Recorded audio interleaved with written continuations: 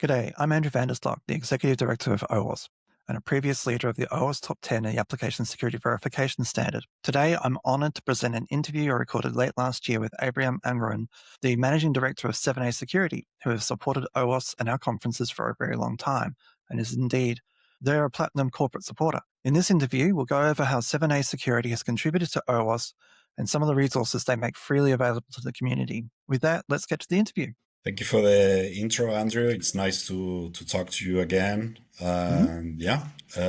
So this is like the main website, right? 7asecurity.com, and what we do the most is penetration test and code audits. We are ISO and SOC 2 certified and an OWASP Platinum supporter. So we audit like websites, mobile applications. We do code audits.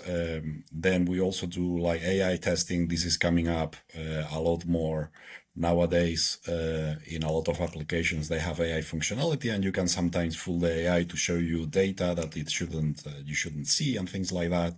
We also do cloud audits. So when things are deployed in Azure, Google Cloud, and so on.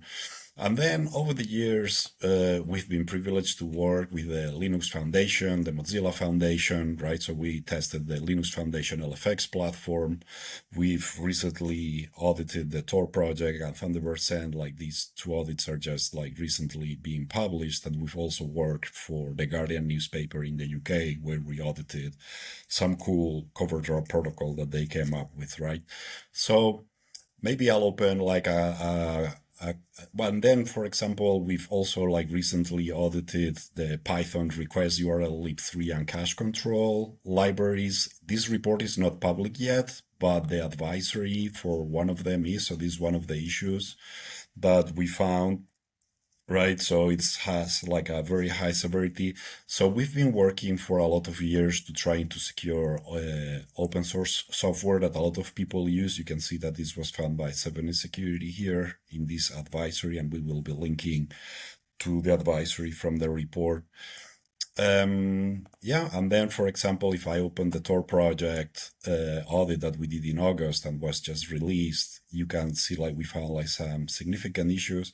And then when we do these things, right, we normally try, where applicable, to link to OWASP resources like the OWASP Cheat Sheet, that is relevant to whatever finding we have, and so on, right?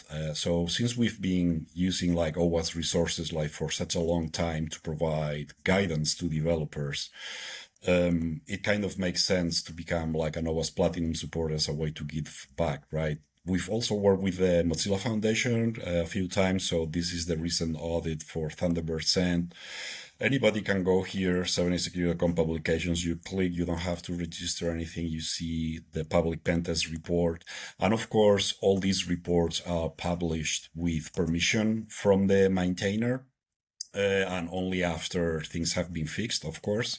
So for Thunderbird Send, the attack surface was really small, but we still managed to find like a couple of significant issues.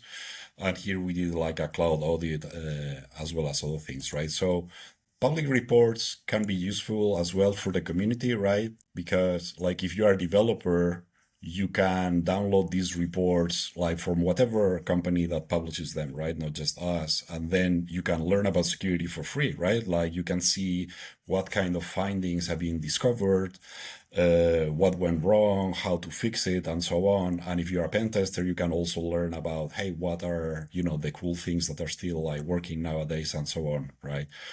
And then very briefly, the other thing that we also do is we sell security courses online. So we teach people how to hack and defend mobile applications, web applications, and JavaScript desktop applications. So these are desktop applications written in Electron, in JavaScript. And, like some famous cases of these would be like GitHub, GitLab, Signal, WhatsApp, right? So these are like very popular framework because you basically write the application in JavaScript and it magically works on Mac, Linux, and Windows. So you don't have to pay 3 development departments. You only have to pay 1, and the application magically works. And then we teach people all over the world, about these things, right? So we will be at OWASP London in February and Null but in the past, like this year, for example, we were at CodeBlue in Tokyo, OWASP Singapore, DEF CON, and in the past we've also been like at OWASP Global Labs like San Francisco, Portugal, and many other locations, right? So this is like a very brief, of what we do. And then another important thing, right, is not to leave like developers with just a pen test report, right? Like some security firms, they kind of leave you in the dark. They don't tell you anything during the test. And then at the end of the test, they give you a report and they say bye, right? So we work in a completely different way where we will set up a communication channel before the test even begins. And then this communication channel will be used throughout the assignment, right? So before the test, we check that like we have everything in place and we can log in and everything kind of works and it's ready to begin the test. So this is done like before the test even starts. Then during the test, we will provide the customer with updates so they can start fixing sooner. They can give us feedback because sometimes we test from a technical perspective, but the customer knows their business better than we do, right? So this leads to some critical feedback that comes during the test that you would normally not have if you only test from a technical perspective, right? So sometimes, for example, we found, hey, we can find your list of customers. We report this as a low severity because it's just the names. But then this client had a contractual obligation where they are not supposed to reveal their customer names. So they were in breach of contract, right? So for them, it was like a high severity vulnerability, right? And that's things like that, right? And then the opposite, right? Like we found a very cool payment bypass. We can buy things for free on your store. But then, the customer said, well, this is a very cool attack, but it will never work in practice because you're testing on staging, which is set up in a different way. So we had something we thought was critical, but then it was like info severity, like, yes, you can improve validation, but there's no actual security impact from this, right? And then another very important thing to do at the end is the fix verification, right? Because sometimes developers will fix like the original attack, so it no longer works, but the fix is like not good enough. So we do fix verification for free, right? And we also have like a quality guarantee, which we define all quality standards as public work to date, so all the public reports. So we will keep working on the test at no extra charge if those standards are not met. So for example, this doesn't come up very often, but we had like a case where we didn't like fully understand the scope that the customer wanted us to test in an assignment. So we spent like a few more days to cover what they really want us to cover once, we realized like we hadn't looked at that and we didn't like bill the customer for that, right? So yeah, but the fixed verification, this is like very important, to just make sure, like the fixes are good and there's like no bypasses possible. And then after this is when we normally issue the letter of attestation, which is what you normally show to your ISO, SOC 2, and whatnot, or also like stakeholders and so on, right? For startups, sometimes it's important, like there's all these investors pouring money into whatever you are developing. And, the letter of attestation gives them some assurance like, hey, this was tested, this many people worked on the test, these were the things that were tested, and then all the issues were fixed, and after fixed verification, it was validated that no bypasses are possible, so we consider this is ready to be used in production, and so on, right? Yeah. So yeah, and then I don't know, like maybe I could talk a little bit about my beginnings with OWASP OWTF, which is so OWASP OWTF is the offensive web testing framework, is one of the OWASP flagship projects.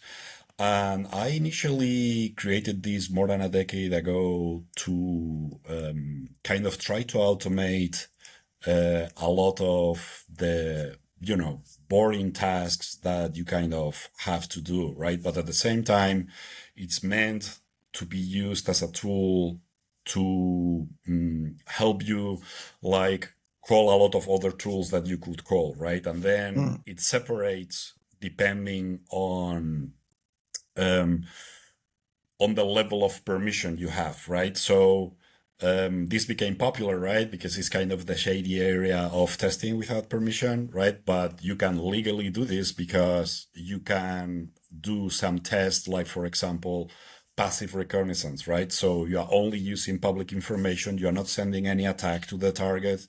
You're just learning about it, right? Like what technology is being used, what version of libraries do they have on the client side, and stuff like that, right?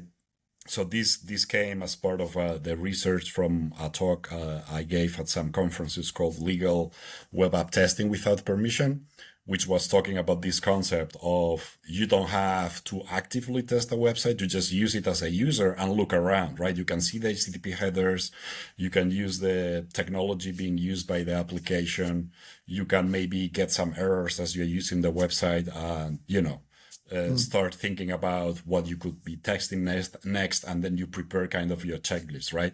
So this is kind of an attempt to use automation, but not as a replacement for the human, but actually to help the human actually say, well, this thing the tool is telling me here is actually bullshit, or this other thing that the tool is telling me here it's not really what the tool is saying, but it's giving me hints about what is potentially wrong so I can investigate further, right? So OWTF, OWASP OWTF gives you like an interactive report where the tester, like reviewing the report, can more easily. So first, what OWTF does is it runs a bunch of tools for you. You can just run the passive reconnaissance tools, and these will not touch the target at all. They just use like third-party resources and stuff like that, but you are not even sending a single HTTP request to the target. Then there are the semi-passive tests where we are connecting to the site but not sending any attack. We're just doing a GET request of the website, things like that. It's like very like a normal user, not really like attacking anything. And then it also has functionality to run the scanners, right? Like after you like really have permission, then with the, permission from the client, you can test just launching the scanners and so on. But then it gives you this interface from where you can review everything, right? You can review what the passive tools did, what the semi-passive tools did, and then what the active scanners did, and so on. And then you can review the findings and then write your own report based on your judgment, based on what the tools found, right? So as an example, I used OWASP OWTF during a number of assignments while I was more involved in active pen testing. And I consistently found issues that a bunch of people missed, right? Because like it's just not humanly possible to run like so many tools by hand, as opposed to just have one tool to rule them all kind of thing, right? Where, you just launch everything and then you review the output. And then because you are trying so many things, sometimes I would find things that people manually would never find, right? So for example, I found a very cool authorization bypass from one of the tools that OWTF runs, which is called Hoppy, which is basically messing with HTTP methods. So it sent a request to the login page instead of sending a post request, which is what the application was expecting. It sent a GET request, which is kind of weird to submit the login form with a GET request. But then this application was built in a way that this GET request actually bypassed authentication. Well, I don't know if it was a GET request, maybe it was a HEAD request, but anyway, it was like a weird like HTTP method that was not expected by the login page, right? And then this allowed me to like be logged in as administrator. I could see all users. I could perform any action that an administrator could perform. And this kind of bug, right, is something like most people manually would never like think about, like trying, right? Because like everybody's thinking about, like the more normal attacks. And, this allows you not to make the tools a replacement for the manual test, but make it complementary, right? Like the tools give you a starting point, they give you coverage, they try a bunch of dumb things, but some of the things they try can give you hints about weaker areas of the application, like, hey, the application is, showing a bunch of errors in this place, and then this helps you focus more your analysis on that, right? Yeah. So during during our assignments, we will use like some level of automation, but it's ultimately the human that will be like our audits are not like you can see it here, right? There's no output, like this is all like a completely manual like Mm. pen test report. There's no output of a tool or whatever, right? This is all like tailored to and this is like what you want to do when you report something to a client, right? So with Yeah. OWTF, it's kind of a similar idea. Like you are not dumping the output of Nessus or OWASP or any automated tool to the customer. You are actually verifying the findings and then giving the findings to the client, right? And this is what makes the pentest report valuable, because now the developers have like real findings with steps to replicate the problem, right? Like you have like some curl request or something, and then at the end, like you have like some guidance, with referencing the OWASP cheat sheets, for example, right? For additional mitigation guidance, right? And this is how, in this case, we had access to the source code, right? So this is how we recommend like you fix this, but but in the OWASP cheat sheets, you have like more information and so on. So this is a little bit of what we do, like tying OWASP resources, for guidance to, pen test teams so that or development teams so that they can fix the problems and whatnot, right? And this is what you should like try to do if you are a pen tester, right? You find the security problem, you provide proof, and then you provide like mitigation steps with, some footnotes to OWASP resources so that they know, how to address the problem and so on, right? So this is a little bit of, what OWTF tries to help you do, is to try to, have that balance between automation and researcher-led auditing, right? Where ultimately it is the human that has, the decision of what is real and what's not. And this is actually cheaper for companies, right? When you hire like a security auditing firm, you get like a real report with real findings, real replication steps, instead of the output of a tool that may be free, but now you have to pay your developers to go through a huge list of false positives, right? Yeah. And this cost is not taken into account, right? So if you are a pen tester using OWASP WTF, or you're just hiring a firm, this is like what you're getting, right? Like you get like the real, findings verified by a human, like, hey, these are really, the things you should be fixing. And then here the OWASP cheat sheets related to this. So you can find more information regarding mitigation and so on.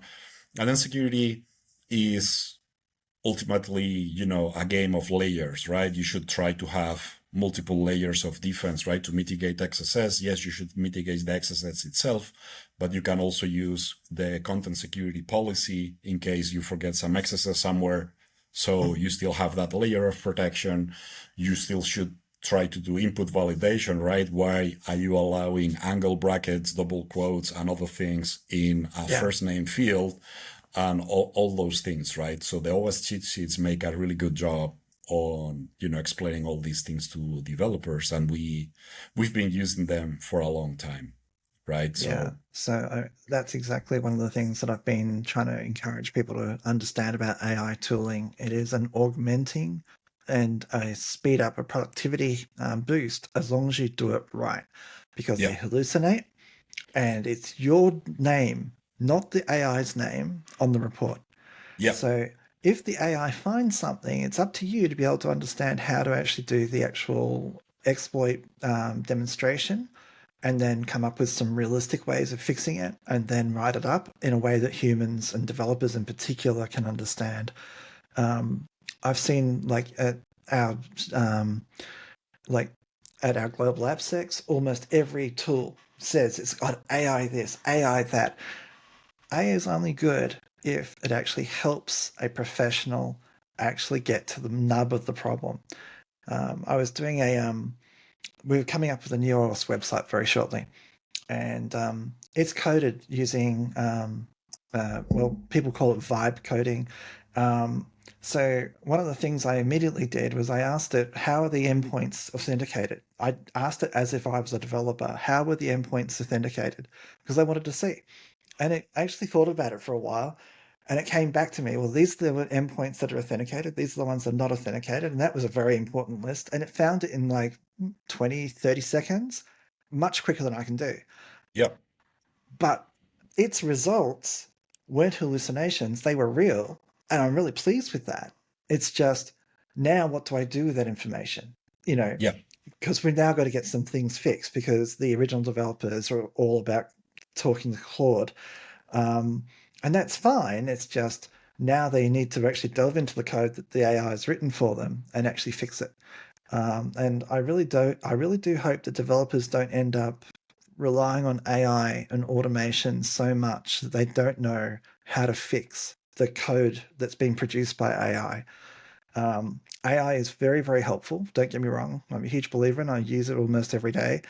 It's just like OWTF. It's there to make your life easier and be Yeah. more comprehensive, but it's up to you to validate. It's your name on the report. Definitely. Yep. So how did you get into OWASP? When I've known of you and I've met you several times. I've actually got an OWTF t-shirt when I was a much smaller person. Um, and unfortunately, it does not fit me right now. I plan to get back into it someday, but it was a very cool t-shirt. I get comments on it like, what's this? Because of the WTF portion. Being in Australia, people think that means something else. Yeah, Um, yeah. It's but a pun. It's a pun, right? it is. It's great. How did you get involved in OWASP? Tell us about your history of OWASP. Yeah. So basically, I started. I think in 2008, I took the offensive security OSCP certification. And at the time, I was a little bit like afraid because I was hearing from all these people that they were failing the exam and so on, right? So because I had a developer background and I was very proficient, let's say, with the shell scripts and whatnot as well, I automated like everything that could be automated basically from the certification. So my goal being I want to be like as fast as possible during the certification challenge so that I have the highest possible chances of passing because then I'll have more time to think, right? Mm, The mm, less the less work I do manually, the more time I have to think and actually resolve the challenges, right? mm, So what I did is automated the hell out of everything, and this was kind of the beginning of OWASP OWTF, right? Like those scripts were kind of like the initial version of OWTF, and then eventually like it was improved and I added more things, and then I started using it for actual like commercial pen test and so on. And mm. then I continued like improving it. Now, nowadays, since I'm running a company, I cannot be involved as much as before, but we still participate every year with the Google Summer of Code. So we Mm-hmm. have like students working on it and improving it and coming up with new ideas. So every year, it keeps like getting better thanks to that. And yeah, and I'm also like not the only project leader. So Vijat is actually doing a lot of the groundwork and coordinating with the students and so on. But this was kind of, around 2008 when it was kind of created. And then I think the following year, 2009-ish, is when it soon became like an OWASP project. And then after a few rounds of Google Summer of Code, eventually it became an OWASP flagship project as well, Mm. right? So that's a little bit of the story behind it. Yeah, that's cool. And obviously, you do reference the cheat sheets and the testing guides and things like that. Do you have a lot of interactions with the other project leaders, or do you just sort of email them and ask what's up, or how do you actually find out about what's happening? Um, I don't have too much of, like I know personally a bunch of the project leaders, and sometimes, like during conferences and stuff, we like catch up on what they are doing and so on. But I'm like so busy is not, the level of communication that it used to be, right? There's like so much going on that is tricky. But yeah, like I do, keep in touch here and there, and then especially like at security conferences in person and so on. It's like, we talk about our different like OWASP projects and what everybody's doing, how sometimes we could even like collaborate, like link to some other project from OWTF and the other way around and so on, right? And try to see how we can contribute, right, to the community. And basically, at the end of the day, we are on this together, right? Whether with open source projects like OWTF, or as a company that is like trying to secure like open source projects, right? Because like all the public reports here, they are about open source. There's, the commercial projects almost never see the light of day.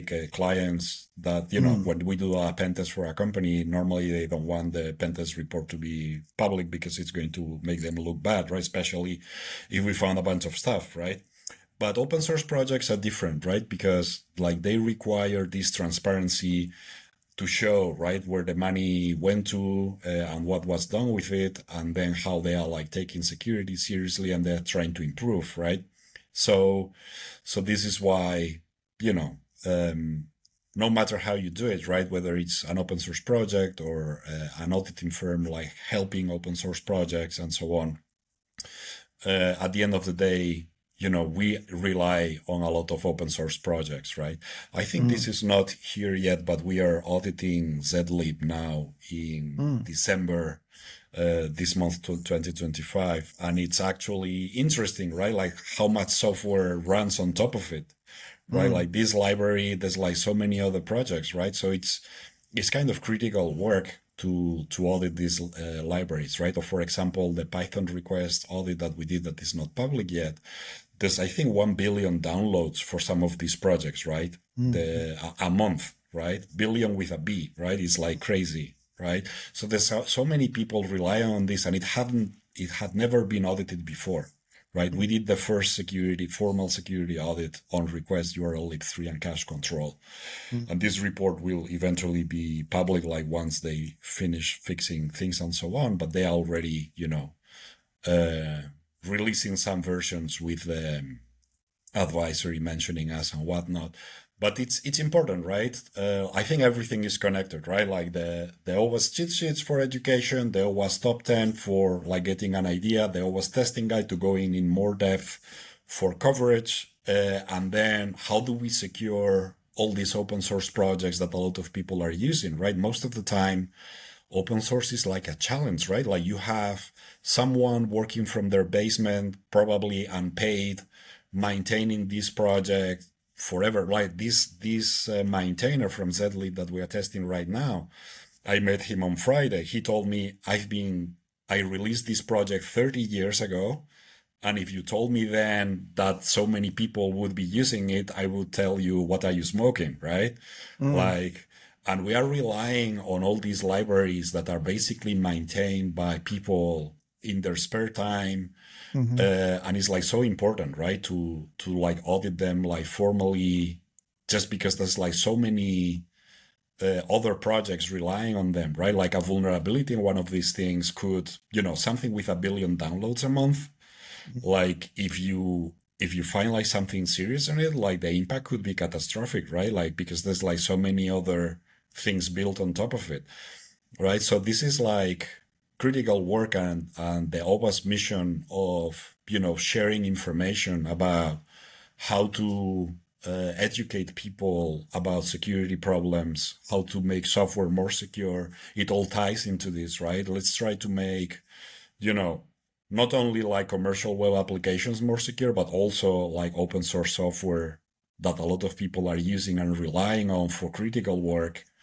Let's try to secure things as well as we can, right? Because at the end of the day, we had this like so many times historically where a vulnerability was found, like the shell shock vulnerability or something like that, right? It was there for more than a decade and no one saw it, and it was open source, right? So everybody was looking at it, quote unquote.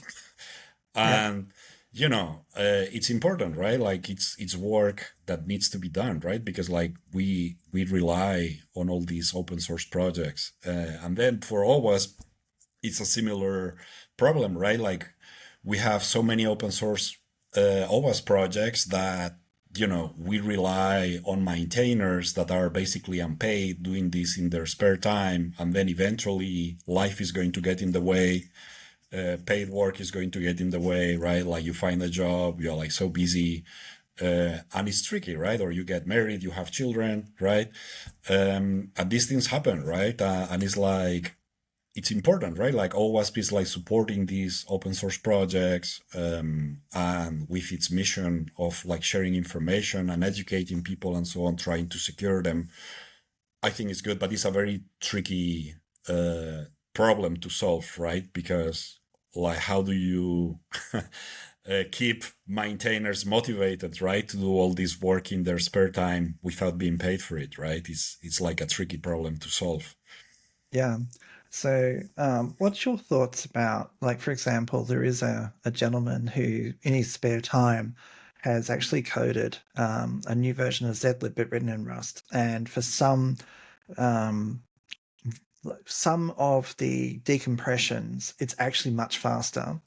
In others, it's just as fast, but it's memory safe. What do you think of people who are doing that? Because, I mean, obviously, the gentleman who created zlib, I believe he's French. No, he's in the US. Oh, okay. He's I thought he was American, from yeah. France. Oh, okay. That's my bad. Um, Obviously, they wrote it originally in C, and Yeah. C is notorious. And we've had our fair share of buffer overflows and heap overflows and memory problems. Um, what do you think of these efforts to recode some of the core tools that we use every day, like sudo and whatnot in Rust? Well, I think it's another layer of defense, right? Going back to what I was mentioning before, right? I think these attempts are good because, like, you adding another layer of defense, like, hey, let's add a memory safe language and try to eliminate that entire attack surface, right? Now, at the same time, I also know zlib works on embedded systems, and Mm, maybe C is faster, and in a small IoT device with like so few resources, maybe you need something faster. mm, Maybe like, I'm not like a guru on these topics, but I assume like C is probably faster than Rust, because it has like less checks and whatnot. And then is this compromise between performance and security, right? But in situations where the performance impact is something you can live with, definitely, right? Like if you can eliminate the attack surface, go for it, right? yeah. At the same time, there's also been attempts to try to improve like compilers and developer tools, IDEs, to try to like warn the developers as they are coding, right? Like Mm, you're trying to use like an insecure function, and then the IDE warns you like, hey, you shouldn't be using this function, you should be using this other function instead, with the memory safety and whatnot. So all those attempts are good, and I view them as a defense in depth kind of approach where, okay, let's have the IDEs where developers, let's use memory safe languages where possible, let's have code scanning tools, trying to catch whatever else was missed. Then let's mm, do a pen test at the end to make sure, there's still like not be, and all these are layers, right? Because like no matter how much security work you do, there will still be problems no one found in all the other attempts. But the more you try to do, the more you will catch, and hopefully, the result is going to be like a much safer version, right? We see this mm, in pen tests, right? When we test a customer for the first time and they never had a pen test before, we mm, normally find like some high critical issue, right? But then when we test the same customer, like for the third or fourth time, same application, and they carefully like mitigated everything, then the statistics like clearly show, like in our case, right? Like like the vulnerability, like the whatever we find, like the impact is like way lower. In some cases, we even didn't find like any like exploitable vulnerability. We just found like some hardening recommendations, which is kind of nice to have, but not real impact, right? And this tends to go down, right? Like the more iterations, the more times that you pen test something, the lower the number of vulnerabilities, the lower the severity of the issues, right? Especially if the developers like take the mitigation guidance and apply it as well as they can after each iteration. And then any pen tester will tell you, right? Like when I test the same web app for the fifth time, it's a nightmare, right? It's like I really struggle to find issues because it's been like everything has been tried before, right? It's like so difficult to come up with something new that was not tested on the prior iterations, or maybe like they develop some new module or whatever with a security problem, but in general, it's going to be pretty tough to find any security problem on an application that has been repeatedly, like every year, audited again and again. And then the developers took, everything that was found and did their best to like harden the application based on the Yeah, findings, right? absolutely. Like one of my favorite activities when I was doing pen testing, it's been a few years since, like you, I have different duties today. I actually do like spending like about a third of my time doing authorization and business logic checks because Yeah, nobody definitely. nobody has tooling that does that effectively. And if you Yeah, can think evil, you can get away with some great stuff. yeah. I've broken some really significant apps just because people hadn't thought about it, and then come back 1 year later and they've thought about it the entire way through, and you find nothing like it. It's fantastic. I love it. Yeah, definitely. Yeah. I think business logic flaws will stay with us for a long time because there's no easy way for the frameworks. Like, unlike SQL injection or XSS, right, where the libraries are getting better, they are doing like all these like bind variables, escaping by default and everything else, right? These vulnerabilities, we tend to see like a tendency that we find them less often than before because the Mm. frameworks are getting better. But with what you're saying, the logic flaws, the business flaws, this is not going away, right? Like the framework is not going to save you. If you forgot the check that, other users shouldn't be able to see this, you're Yep, done, right? Like absolutely. you can see somebody else's tax information, or Mm. it's going to be bad, right? So definitely, yeah. So I just want to wrap this up. What would your suggestions be for people who are trying to get into the field today? What would you suggest they learn and there was a pathway to get into this field? Because it's an exciting field and I owe everything to it. But people are claiming that it's actually a difficult field to get into. What are your suggestions? I think you like for a we're talking for a pen tester, right? Or potential Yeah, pen yeah. tester, So code reviewer. Yeah. yeah. So if you're trying to become like a pen tester or a good code reviewer and so on, I think one of the first things you should try to do is to engage with an open source project that is aligned to what you want to specialize on. You will need to specialize, right? Because like before, you could be like a pen tester of all things, but now, you know, like for example, in our company, like we have specialists, right? Like we have specialists for cloud, specialists for mobile, specialists, for web, specialists for code review, right? And we are not going to put like a mobile pen tester on a cloud audit, right? We are Mm, never going to do that. We are always going to choose the specialist, right? So for a pen tester or someone who is trying to become to break into the field, I think it's very important to first like have a little bit of a broad overview, right? You need to know a little bit about everything, but then try to focus on one thing and be really good at this thing, right? You should mm, choose like if you want to focus on mobile, on web, on cloud, or on code review, or on whatever else you want to focus on, and mm, then try to engage in an open source project, right? So for example, if you go to a job interview, right, and you say, well, I don't have much commercial experience, but I am a contributor to this mm, open source project. Uh, Here are my pull requests. I am actively engaged in my spare time on doing this, it gives you instant credibility, right?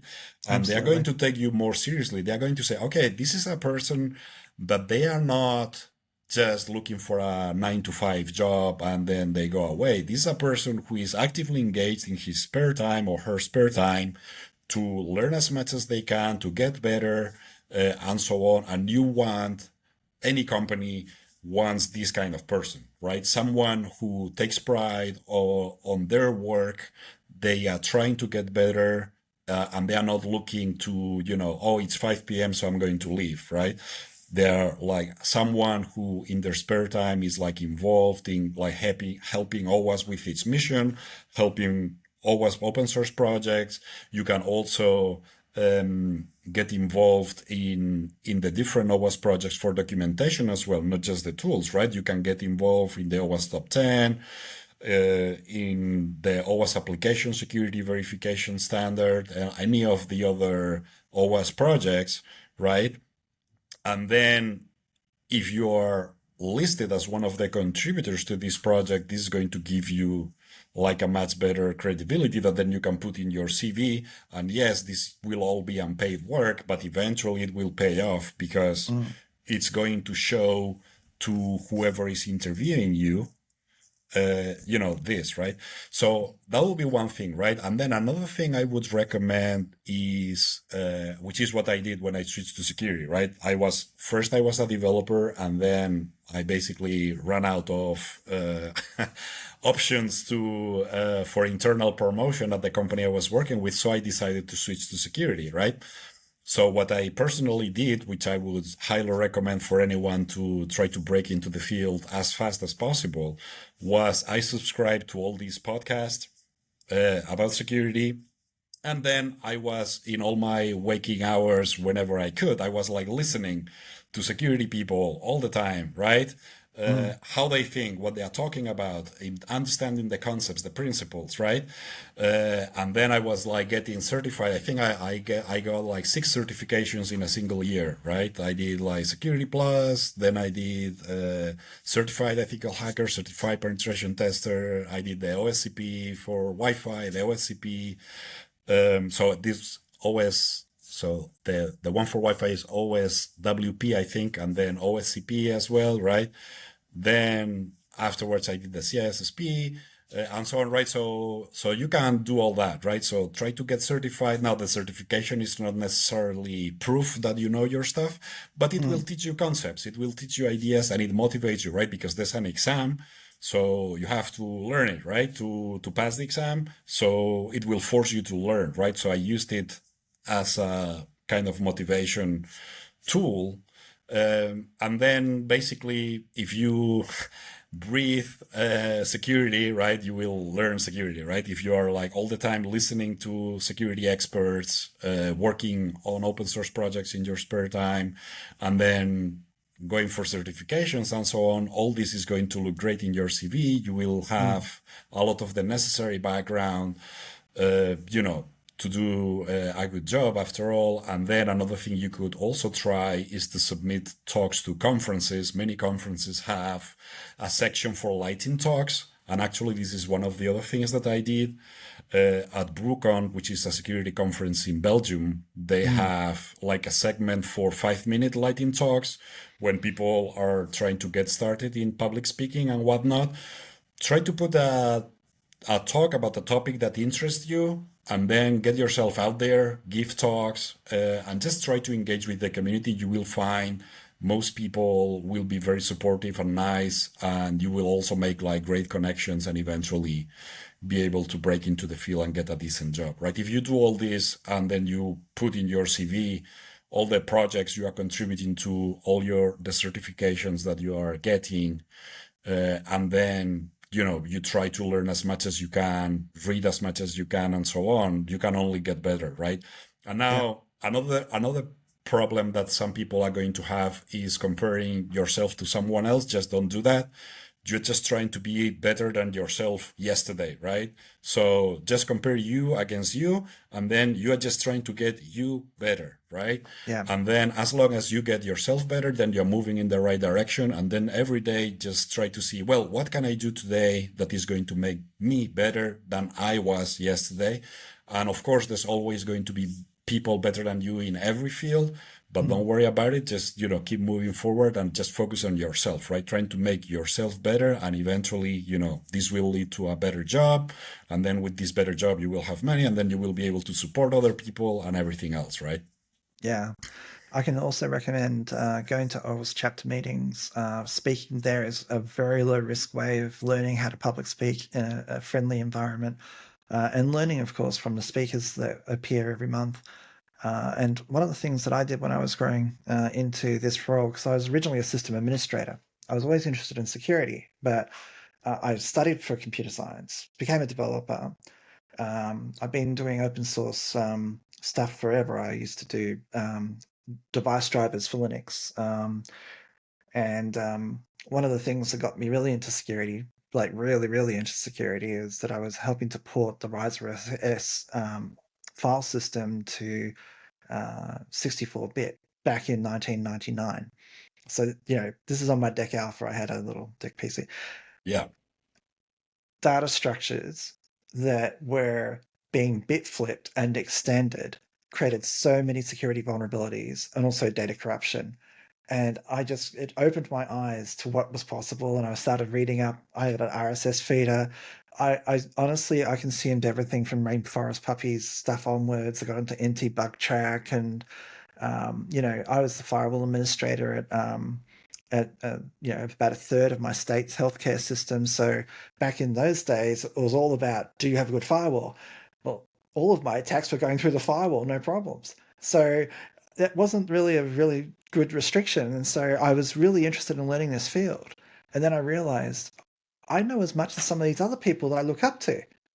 And that's when the learning really starts. And it's like, how can I extend my knowledge? And Yeah. just push, push, push. And honestly, the more you get deeply involved in something, I can heartily recommend, if you're going to be a pen tester or a code reviewer, you need to have a language behind you. It doesn't matter what language. It matters that you have a language, whether it's Yeah. JavaScript, whether it's C, C++, Rust, Go, whatever it is. Choose a language. Learn how developers make shortcuts to get this thing done, because that will give you an insight into what you're seeing on the screen, and you can make some educated guesses.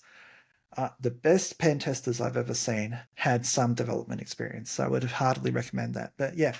definitely get involved with OWASP chapter meetings. They're all over the place, and if there's not one near you, you can start one. It's really cool. So yeah. Yeah. Anyway, Abraham, it's been wonderful talking with you today, and thank you again for supporting us. We really do rely upon our not only our platinum corporate supporters, but all of our corporate supporters to enhance our mission.